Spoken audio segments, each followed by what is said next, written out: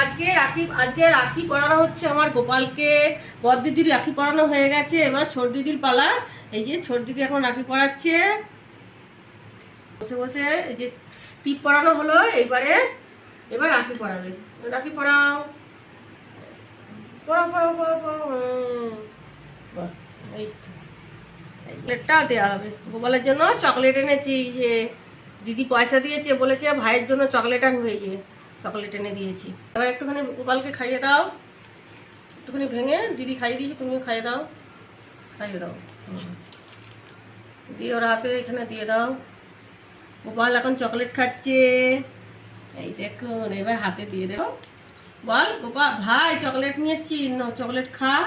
আমি যখন চাকরি পাবো বড় হয়ে, তখন তোকে আবার এনে দেবো চকলেট দেবো। চকলেট, জামা, হেড্ডা বেড্ডা যা যা সব দেবো, খেলনা। এখন ছোটটাই খাও, তাই না?